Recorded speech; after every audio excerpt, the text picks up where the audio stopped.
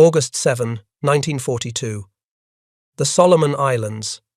A few minutes after 1 in the afternoon, somewhere between Rabaul and the chaos of an amphibious landing nobody on the Japanese side had been warned about, 18 Mitsubishi Zeros from the Tainan Air Group reached the airspace over the southern coast of Guadalcanal and looked down on a sight that was supposed to be impossible. American transport ships, American destroyers, American Marines on the beach, the first opposed amphibious landing the United States had ever conducted in the Pacific War, and it had taken the Imperial Navy completely by surprise. Among the 18 pilots in those Zeros was a wiry, soft-spoken man with a samurai bloodline 1,000 years old, named Saburo Sakai. He held the rank of Petty Officer First Class, which meant in the rigidly stratified world of the Imperial Japanese Navy that he was a senior enlisted aviator with no commission, no academy ring, and a flight log thick enough to make most of the academy officers in his unit look like beginners. He had been flying combat since the war in China. He had killed pilots over Clark Field, over Java, over Port Moresby. He flew his Zero with a tail code, V107 and later V173, that Allied recognition officers had begun circling on debrief charts because the man flying it never seemed to lose. Above him in the formation flew Lieutenant Commander Tadashi Nakajima, the Tainan Air Group's flying officer, the senior airborne combat leader of one of the most decorated fighter units in the Imperial Navy. He was not the unit's commanding officer, that was Captain Masahisa Saito, who stayed with the ground echelon at Rabaul. Nakajima was the man who actually led the squadron in the air, the Hikotaicho, the one his pilots looked to in the seconds before contact. What happened in the next 48 hours over the Solomons would change something in the Imperial Japanese Navy that would never be put right again.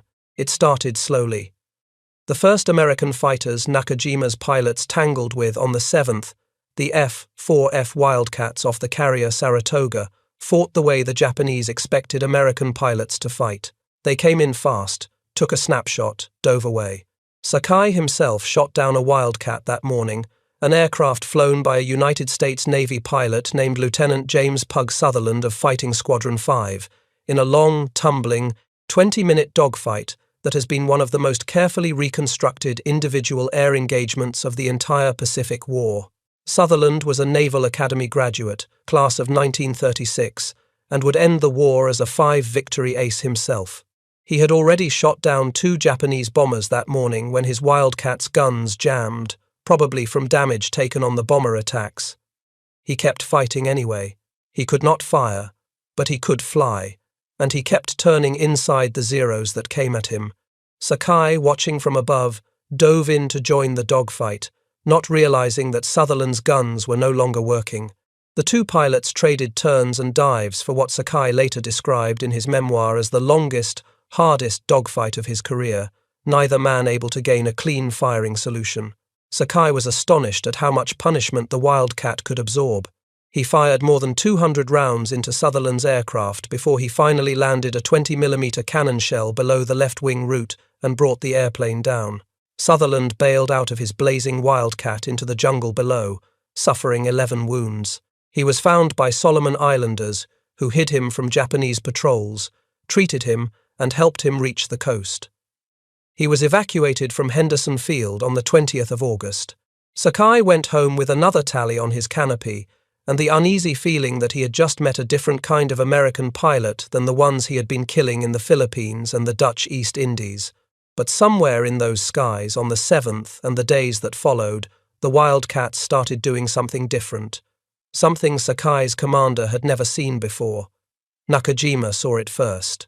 He came home from one mission and walked across the dusty coral strip at Rabaul, and he could not for some minutes find the words for what he wanted to say. He had been the hunter. He had picked his target, slid into firing position behind a Wildcat, and a second Wildcat that had no business being where it was had come at him from the side, head-on, guns lit. He had never seen it coming until it was almost too late to break off. He dove, ran, and survived. Sakai watched him land, watched him climb down off the wing, watched the way his hand shook on the cockpit ladder, and understood that something fundamental had just changed. Sakai wrote about it later in a memoir his American interviewer Martin Cadine would translate for the world. The pilots in the barracks at Rabaul that week, he said, asked the same question of each other in different ways. Who had taught the Americans to fight like this? The Americans, the elite of the Imperial Naval Air Service, all agreed, were not naturally gifted dogfighters. They flew an inferior airplane.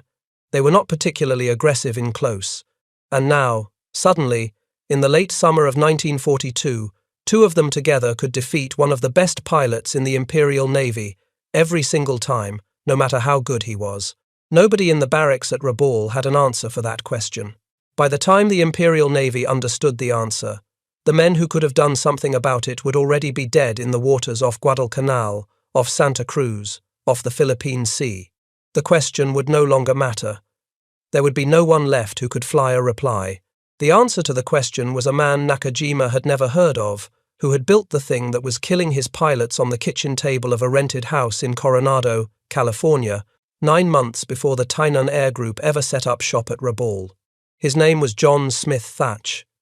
His friends called him Jimmy.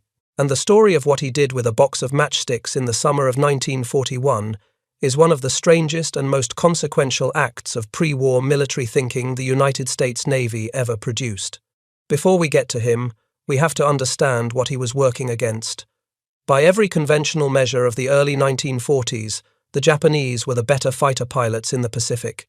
They had been the better fighter pilots since the air war over China in the late 1930s. They were flying a better airplane.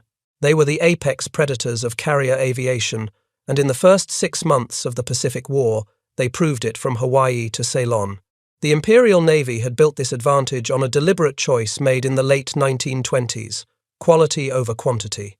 Beginning in 1930, the Navy launched the Yokarin program, the Flight Reserve Trainee program, which took young Japanese boys aged 15 to 17 and put them through one of the most rigorous flight training pipelines in the world.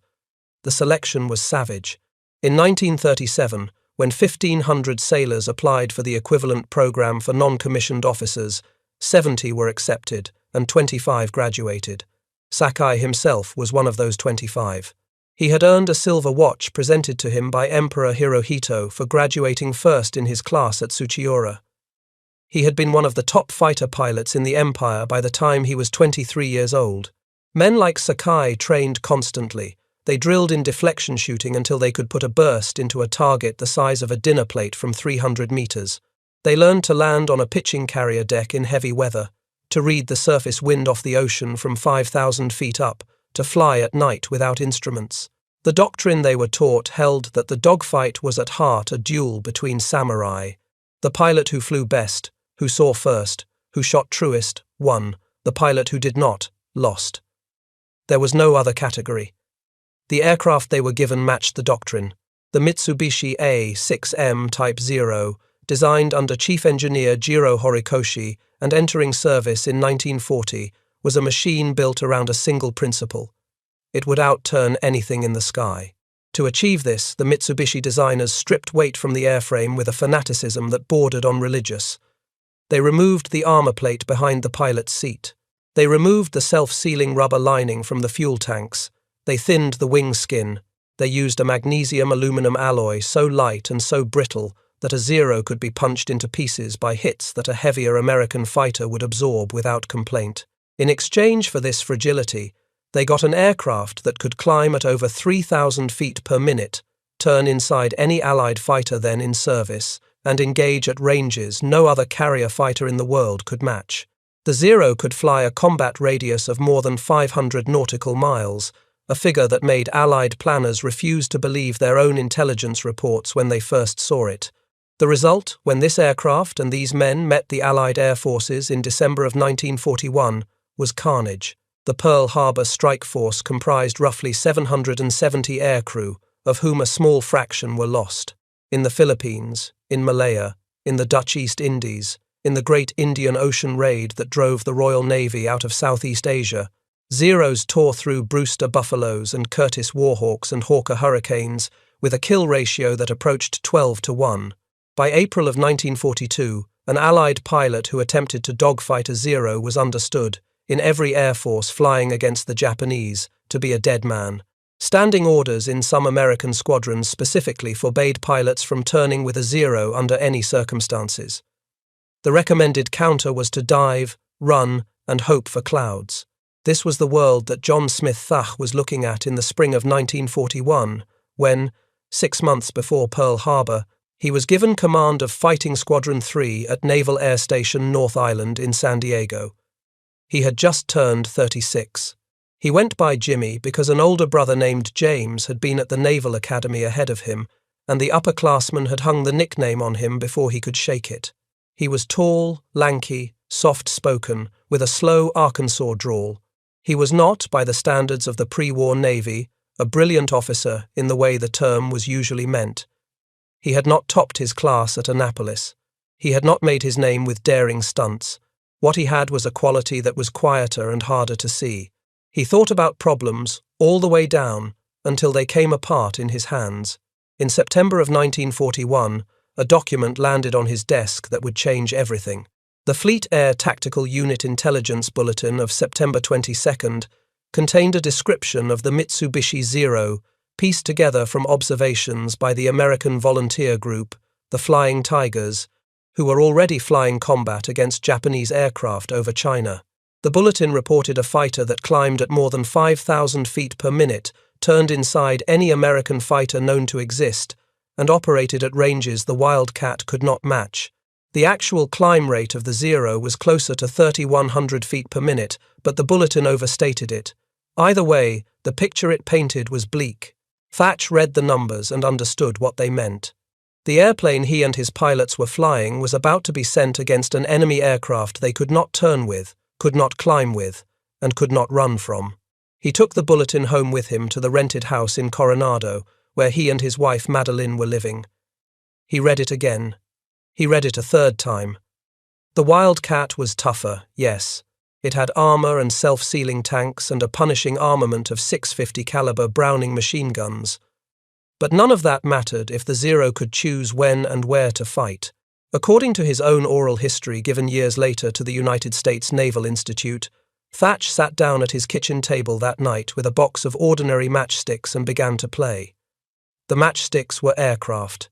The patterns on the wood grain were dogfights. He moved them across the table, watching how each formation could and could not respond to attack from each angle. He did this every night for weeks.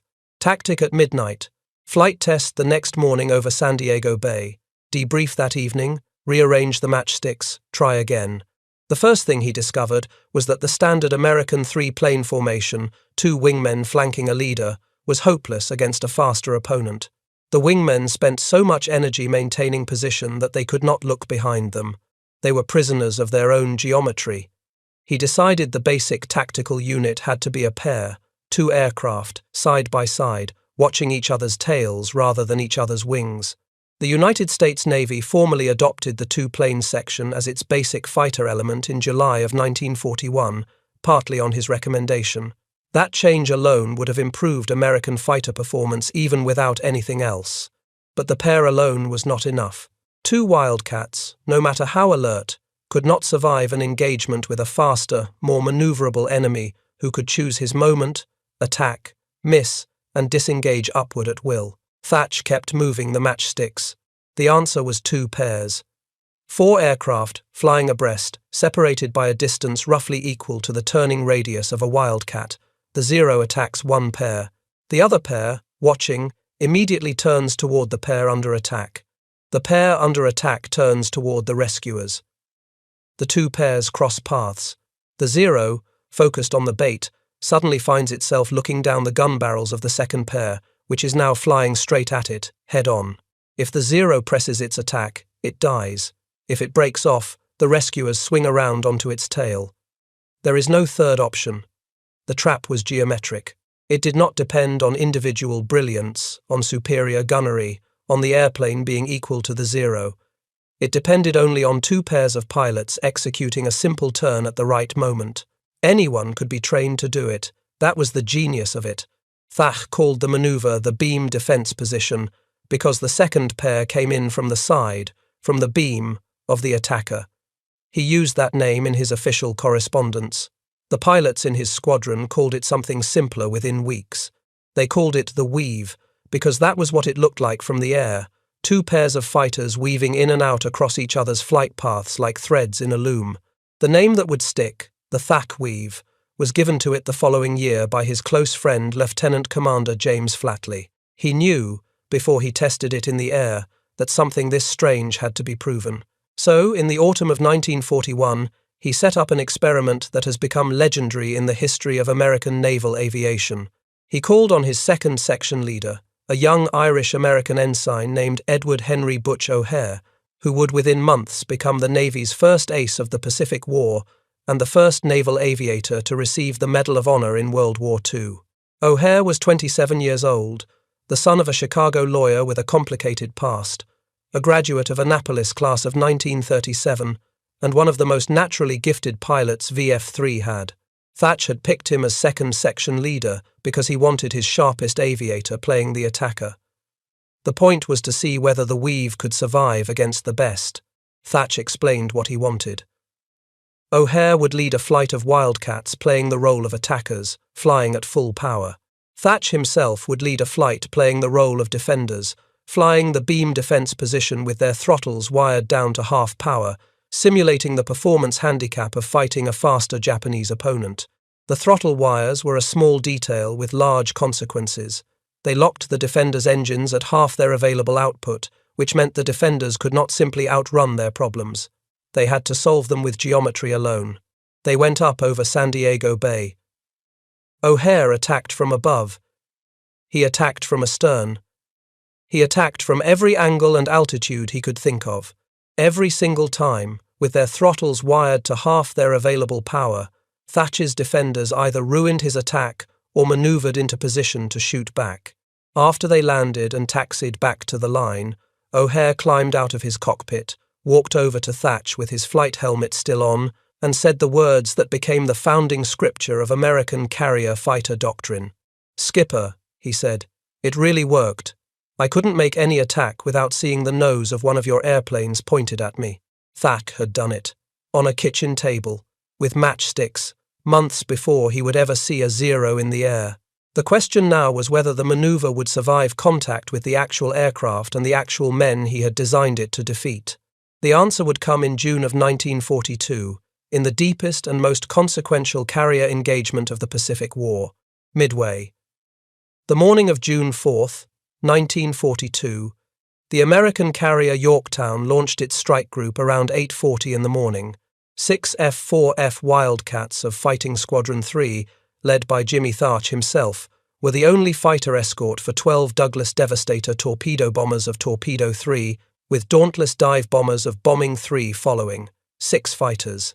To cover an entire torpedo squadron and an entire dive bomber squadron against the most dangerous fighter air arm in the world, Thach had to revise his formation in the air because 6 aircraft was not divisible into 2 pairs of 2 pairs. He took Ensign Robert Allen Murray Dibb, called Ram by everyone in the squadron, as his wingman. Dibb had only joined VF-3 a few weeks earlier. He was 21 years old, a recent graduate, untested in combat, and his familiarity with the Weave consisted of one rushed practice session with Thach a few days before. Thach paired Lieutenant Junior Grade Brainerd Tucker Macomber, on loan from VF-42, with Ensign Edgar Bassett, also from 42. Macomber's radio was out, and he had never been formally trained in the Weave, a fact that would matter in the next half hour. The remaining 2 Wildcats, flown by machinist Tom Cheek and Ensign Daniel Sheedy, were detached as low cover for the slow torpedo planes. Approaching the Japanese fleet, the small American formation was bounced by Zeros of the Japanese Carrier Combat Air Patrol. Bassett's Wildcat was hit on the first pass, slanted toward the water, and burst into flames. He was killed. Macomber's Wildcat was stitched by fire as well, but stayed in the air. Thach found himself with 3 serviceable fighters against a Zero combat air patrol that the official Naval Aviation Museum count puts at between 15 and 20 aircraft over his immediate engagement. Macomber's silent radio meant Thach could not coordinate with him by voice. He had a few seconds to decide what to do. What he did is one of the most remarkable acts of small unit leadership in the history of fighter combat. He waved Dibb out wide to the right. He instructed Dibb, by hand signals across the cockpit gap, to act as a section leader. Then he ordered Macomber to follow Dib. The Zeros pounced on Dib almost immediately, exactly as Thach had wanted. Dib radioed for help and turned hard back toward Thach. Thach turned into him. Macomber, not knowing what was happening but doing what he was told, followed. Thach pulled his Wildcat under his wingman, lined up the underside of the pursuing Zero in his sights, and squeezed. The 50 caliber rounds opened a line of holes from the engine cowling back along the fuselage. The Zero shed pieces of its cowling and burst into flame. Then he did it again, and again. The Zero pilots, trained from their first day at Tsuchiura to think of the dogfight as a one-against-one duel, kept committing to the bait. Each time, the second Wildcat was already pointed at them by the time they understood what was happening. A few Zeros tried to follow Dib through the weave instead of breaking off, and were shot down by Thach as they passed in front of him. One Zero pilot, attacking Macomber, made the mistake of failing to follow his target through the turn, slowed up to correct his aim, and was killed by Thach in passing. By the time the Japanese broke contact and the surviving Wildcats turned for the Yorktown, VF-3 had been credited with multiple confirmed Zero kills for the loss of Bassett. Thach personally claimed 3. Dib claimed 1. Macomber, frustrated and breaking formation in the heat of it, claimed a probable. Cheek and Sheedy in the lower section, fighting their own separate engagement, accounted for at least one more Zero between them. 6 Wildcats. Outnumbered, outclassed, going up against the most feared fighter pilots in the Pacific, with one of their pilots dead in the first 30 seconds and another of their radios out. They had bloodied the Japanese Carrier Combat Air Patrol and walked away with 5 of their 6 surviving aircraft. Thach himself, when he sat down in the Yorktown's ready room that evening to write his report, was modest to the point of self-deprecation. The truth, he wrote, was that any success against the Japanese Zero fighter was not due to the performance of the Wildcat, but to the comparatively poor marksmanship of the Japanese, the stupid mistakes made by a few of their pilots, and the superior marksmanship and teamwork of some of his own. He was understating it. The men around him had executed, on a hand signal, with one of them having never trained in the maneuver, the tactic he had spent 6 months building on a kitchen table 8 months earlier. If the story stopped at Midway, the Weave would be a curiosity in the memoirs of one squadron. What makes it a tactical revolution is what happened next. Within weeks, the maneuver had spread across the United States Navy and Marine Corps fighter community. Lieutenant Commander James Flatley, who had been executive officer of VF-42 at Coral Sea, and was now forming Fighting Squadron 10 on the carrier Enterprise, the Grim Reapers, picked it up and began drilling his pilots in it. He sent Thach a personal note. "I am calling it the Thach Weave, for your information." Flatley used it himself at the Battle of the Santa Cruz Islands in October of 1942, when his division of 4 Wildcats was engaged by Zeros from the Japanese carrier Junyo. One of the Japanese pilots, Lieutenant Yoshio Shiga, made several attack runs against Flatley's section, found himself looking down the guns of a second Wildcat each time, and finally gave up. Marine pilots flying off the rough coral airstrip at Henderson Field on Guadalcanal, men who slept in tents and drank water out of cut-down oil drums and lived through the nightly bombardments of the Tokyo Express, started using the Weave against the Tainan Kokutai's Zeros from Rabaul. Henderson Field had been a Japanese airstrip until the Marines took it in the first days of the campaign and named it after Major Lofton Henderson, the Marine dive bomber leader killed at Midway. The pilots who flew the worn-out Wildcats off Henderson called themselves the Cactus Air Force, after the radio code name for the airfield. They were chronically short of spare parts, fuel, and pilots. They were chronically outnumbered. By late 1942, every Wildcat squadron in the South Pacific had some version of the Weave in its tactical playbook. Joe Foss, the Marine ace who would end the Guadalcanal campaign with 26 confirmed kills and a Medal of Honor, used variants of it. Even dauntless dive bomber crews adopted it on their return runs from carrier strikes, because 2 of them flying the Weave gave their rear gunners clean shots at any Zero pursuing the other. The maneuver scaled. It worked between fighters. It worked between bombers. It worked between mixed flights. As long as 2 aircraft would commit to watching each other's tails, the geometry of the trap held. Which brings us back to Saburo Sakai, back to the barracks at Rabaul, back to the question nobody could answer. The day after his commander, Tadashi Nakajima, first encountered the Weave, Sakai himself encountered the limit of what a single Zero could do against American teamwork. On the 7th of August, late in the afternoon over the channel between Guadalcanal and Tulagi, he spotted a flight of 8 aircraft below him at about 7,800 feet. He took them for Wildcats. He dove. He picked the lead aircraft and lined up a deflection shot. He was wrong about what he was looking at. They were not Wildcats. They were Douglas Dauntless dive bombers from a mixed flight of Bombing 5 and Bombing 6 off the carrier Enterprise. Each of them had a rear gunner with a fixed machine gun mount aimed straight back over the tail. The aircraft Sakai had picked was flown by Ensign Robert C. Shaw of Bombing 6. Its rear gunner was Aviation Ordnanceman 2nd Class Harold L. Jones. Sakai opened fire. Jones returned it. A burst from the back seat shattered Sakai's canopy. A .30 caliber bullet creased his skull, blinded him in the right eye, and paralyzed the left side of his body. The Zero rolled inverted and started down toward the ocean. Sakai, with one eye, partial paralysis, blood pooling in the cockpit, and no canopy, pulled out of the dive. The cold air at altitude woke him up enough to think. He was 400 miles from home, with a head wound, and he chose not to die. He flew his 560 nautical miles back to Rabaul, navigating by the volcanic peaks he had memorized from earlier missions, in a 4-hour and 47-minute flight that has no equal in the history of single-seat aviation. He nearly crashed into a line of parked Zeros on his approach. He circled the field 4 times with the fuel gauge reading empty. He landed on his second attempt and insisted on making his mission report to his superior officer before he would let the medics put him in a stretcher. His friend Hiroyoshi Nishizawa, the Tainan's top ace, physically removed the waiting driver and drove Sakai to the unit surgeon himself. Sakai survived. He lost most of the vision in his right eye permanently. He spent 5 months in Yokosuka Naval Hospital, and then a year as a flight instructor, watching teenage pilots wreck themselves on the takeoff roll because the Japanese training pipeline had been shortened to keep up with combat losses. Then, against medical advice, he talked his way back into combat in 1944 and flew Zeros over Iwo Jima and the home islands until the war ended. He had been a petty officer first class on the day he was shot.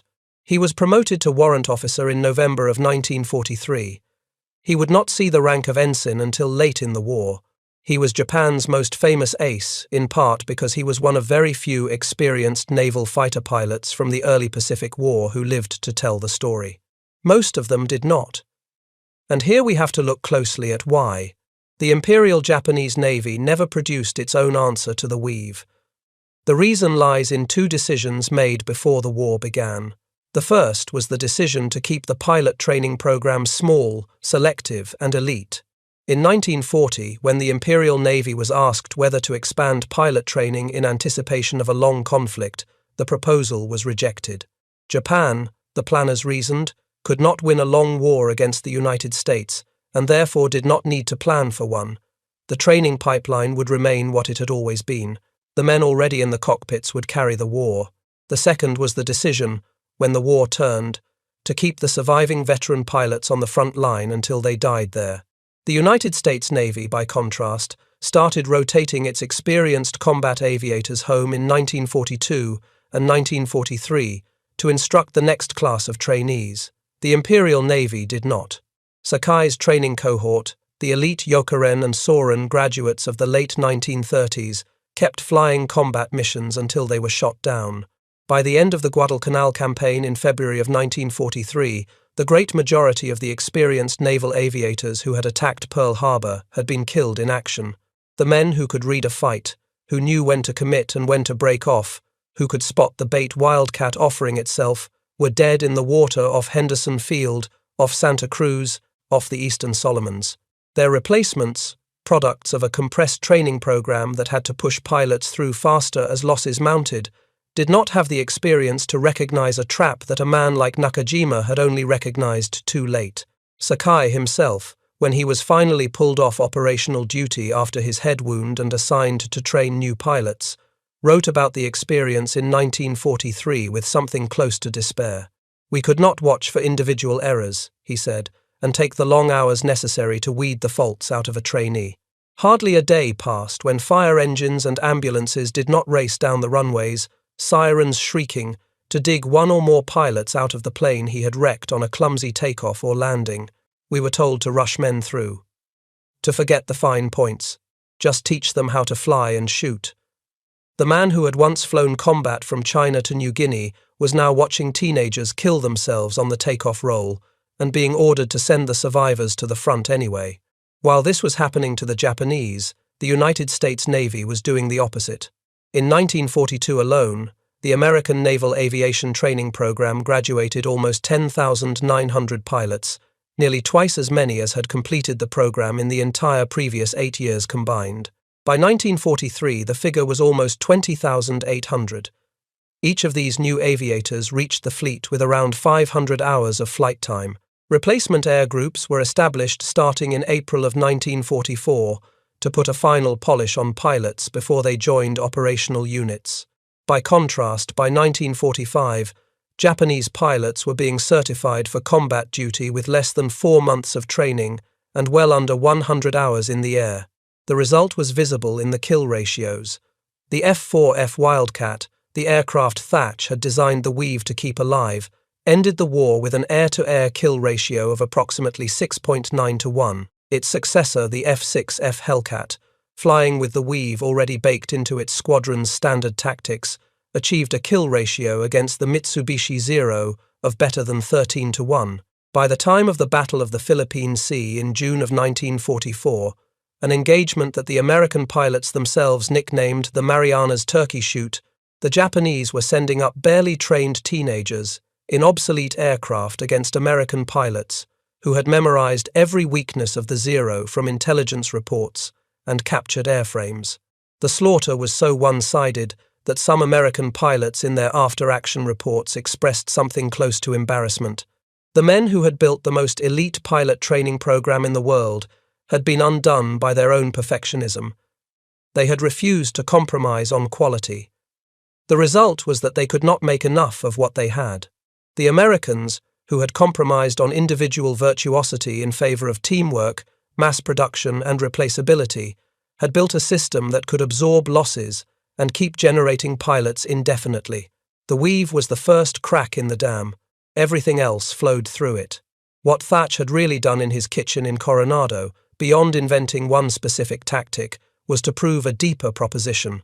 He had proved that 2 airmen working together could defeat 1 ace working alone, every time, no matter how good the ace was, no matter how superior his airplane, no matter how many years of training he had.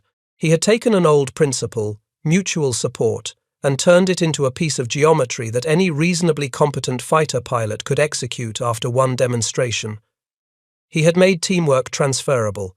He had made it a thing you could teach a green ensign in a single afternoon and trust him to perform in combat the next morning. That was what the matchsticks on the kitchen table had actually accomplished.